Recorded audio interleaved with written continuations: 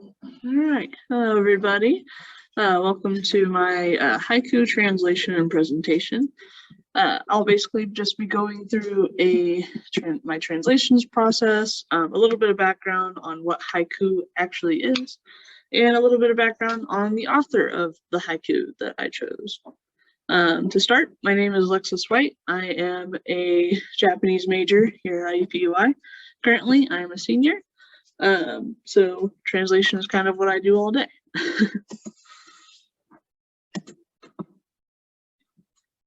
So to start here, what are haikus, or what is a haiku? So haiku kind of, in its simplicity, is Japanese traditional poetry. It's made up of 575 syllable count per line. The whole purpose is to kind of invoke natural imagery and kind of connect like human experience with nature.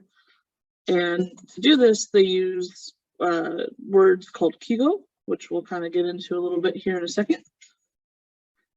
So kigo, in its definition, is words associated with a particular season and are required in haiku. For example, some of them can be pretty blatantly obvious, like autumn leaves or koyo are associated with the fall, but some of them are kind of, it depends on the time frame. For example, I once translated a haiku that had the word for New Year's in it, and nowadays we associate that with the winter, though before they switched to the Gregorian calendar, they used it for spring. So it kind of just, you kind of have to look a little bit more into them. But it kind of sets the tone for the whole poem. So this is the haiku that I chose. I'll read it here in Japanese, then I'll go through my translation, and I'm going to actually compare it with another translation. So, yuru yakka ni kitte hito to ao hotaru no yo. This kind of background is kind of a hint to what it's about. But my translation is draped yukata and rendezvous, night of fireflies. So here you can kind of see the kigo. It's kind of based on like a summer night, kind of gives a little bit of a romance feeling to it. We'll get a little more into it. So this is actually the author, Katsura Nobuko. I have a little bit of information about her I kind of wanted to read off. She was born in Osaka in November 1st, 1914, so she lived in Japan during World War II. In March of 1945, during World War II, they bombed Osaka. Nobuko's house actually was destroyed in this, and one of the things she was able to gather up were a lot of her haiku works.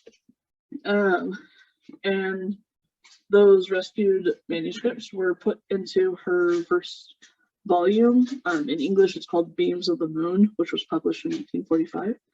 In 1954, she helped edit a magazine, Jose Haiku, or like younger women's haiku. After that, she published a few more things. Just basically got a lot of women's works and haiku kind of out there for the Japanese population. She kind of started off very like with erotic haiku, not necessarily romantic, but they kind of go hand in hand in haiku. And then later they kind of become more like sensual or more like emotional in her works. So you can kind of see that here in one of her works, the one I just read and translated. So now I'm going to kind of go through my translation of why I translated things the way that I did. The interesting thing about translating, especially like haiku and other Japanese traditional poetry, is there's really no right answer. They don't translate necessarily correctly. Unless you really know Japanese or are Japanese yourself, you don't really get the emotion, I think, from a lot of them. So to start, I will be also, again, comparing my translation. So the original translation for this is wearing my kimono loosely. Kimono are just kind of your basic traditional Japanese clothing.